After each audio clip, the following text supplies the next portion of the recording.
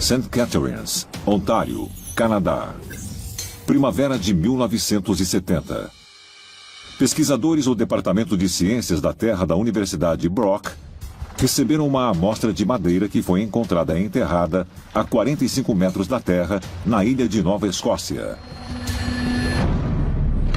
Os cientistas fizeram testes de datação de carbono no material e descobriram que pertencia a 3.000 anos no futuro. Perplexa, a equipe repetiu o teste e obteve exatamente o mesmo resultado. Como é um pedaço de material orgânico, eles foram capazes de datá-lo.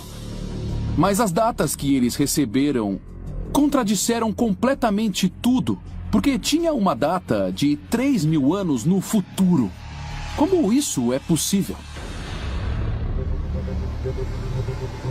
Como técnicas de datação modernas podem produzir resultados que são tão obviamente contraditórios? A ideia básica por trás da datação por radiocarbono é que o carbono radioativo se decompõe a um certo ritmo. E você pode usar isso para datar quando vários animais e formas de vida morreram e há quanto tempo estão mortos. No entanto, há falhas conhecidas na ciência. Materiais inorgânicos como pedra não podem ser datados por carbono. E a exposição à radioatividade pode alterar as datas dramaticamente. A datação pode aumentar abruptamente com a explosão de armas nucleares. Também muda com a erupção de um vulcão com muito dióxido de carbono no ar. Mas os cientistas anseiam por certezas. Como todos os seres humanos, certeza e previsibilidade, elas tendem a minimizar as ressalvas. Mas, se as medições por carbono podem ser distorcidas com a exposição à radiação, até que ponto a datação pode ser imprecisa? Talvez respostas possam ser encontradas quando o processo for submetido a outro teste, ainda mais perturbador. Irvine, Califórnia. Abril de 2017.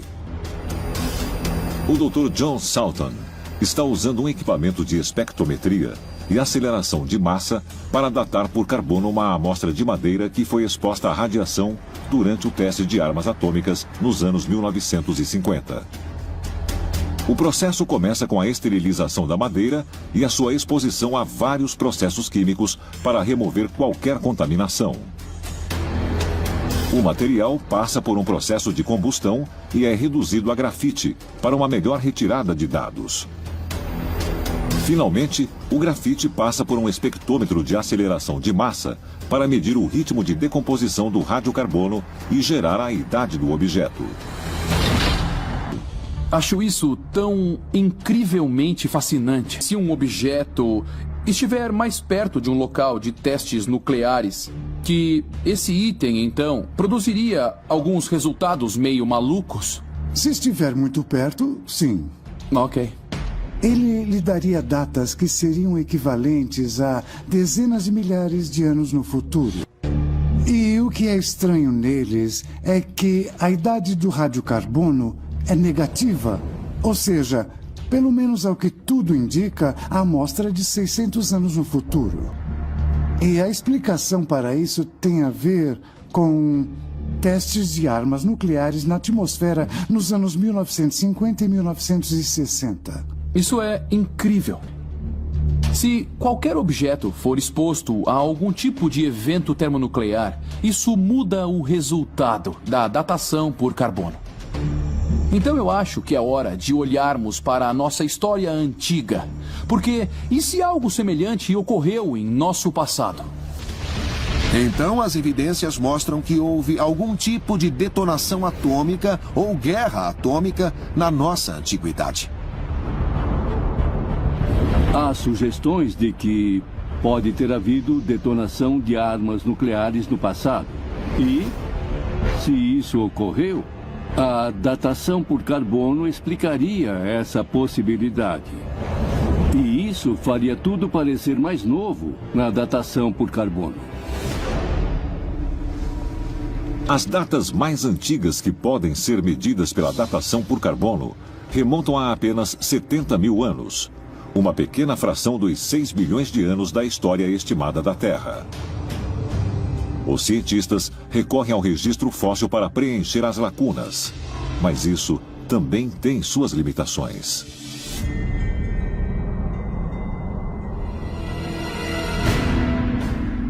Myanmar, sudeste da Ásia, 8 de dezembro de 2016. Paleontólogos descobriram um pedaço de âmbar contendo a cauda perfeitamente conservada de um dinossauro, que os cientistas convencionais acreditavam ter 99 milhões de anos. O espécime foi chocante, pois revelou que nem todos os dinossauros eram cobertos de escamas como retratados havia mais de um século. Mas alguns tinham penas.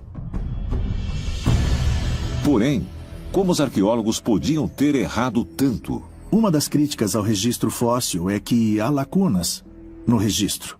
Ou seja, vemos o que achamos como esse animal era há 3 milhões de anos, e então vemos o que achamos como ele era há 1 milhão de anos. Mas o que aconteceu entre essas datas?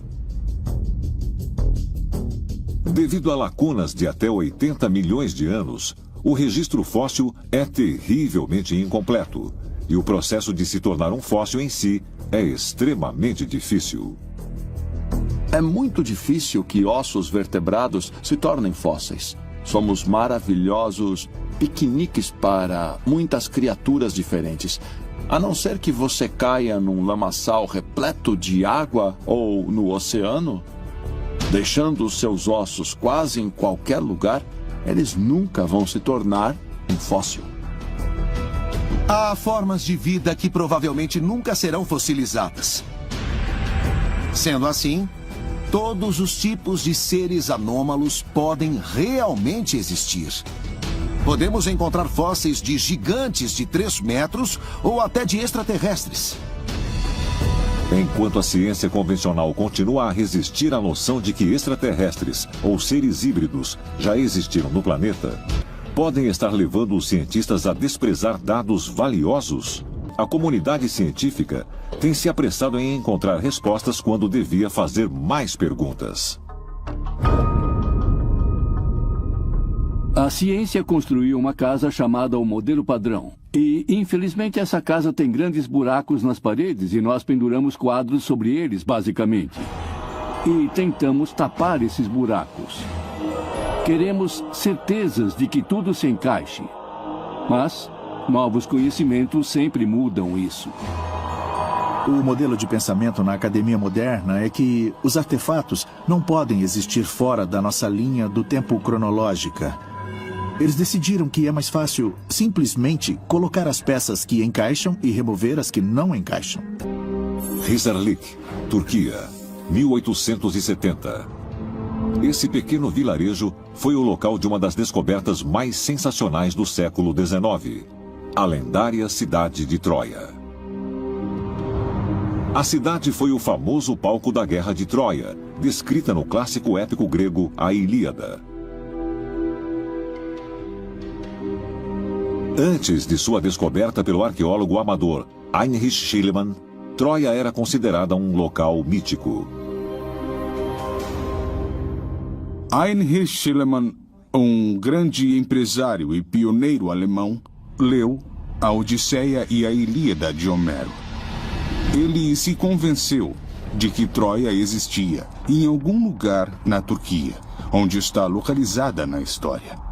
Então, ele foi para a Turquia e perguntou para os moradores de lá o que sabiam sobre as lendas. E eles finalmente apontaram para um enorme monte, onde ele cavou e encontrou a cidade perdida de Troia. Além de Troia, outras cidades foram anteriormente relegadas ao reino da mitologia. E também se descobriu que eram reais. Na Bíblia, Josué travou a batalha de Jericó, mas não sabíamos se Jericó existia até ser descoberta por arqueólogos. Isso nos diz que há mais informações nos mitos do que pensávamos. Existe um preconceito entre os cientistas de que tudo na antiguidade deve, portanto, ser uma história inventada, um mito. No entanto, Esses cientistas devem olhar para a realidade de que as descobertas arqueológicas estão verificando que essas mesmas histórias têm mérito. Os cientistas se apressam em colocar um ponto final nas sentenças. Estão diante de um gigante quebra-cabeças, com apenas algumas peças. Mas estão tirando grandes conclusões sem realmente ver todas as evidências. E isso é um problema ao tentar reconstruir nossa história antiga. A ciência deve deixar as evidências liderarem as investigações, tirando conclusões com base no que você encontra. E as descobertas são inegáveis. Não estamos sozinhos. Extraterrestres humanoides têm nos visitado desde o início.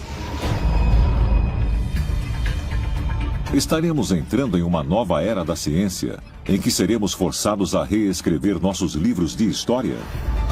Talvez estejamos finalmente perto de encontrar as respostas para as perguntas que a humanidade tem feito há séculos. De onde nós viemos? Por que estamos aqui? E estamos sozinhos no universo? Talvez tenhamos dado sorte até agora, mas essa sorte pode acabar um dia. Os cientistas têm consciência dessa ameaça há um bom período de tempo. Esse risco é o mesmo risco de alguém morrer em um acidente de trem.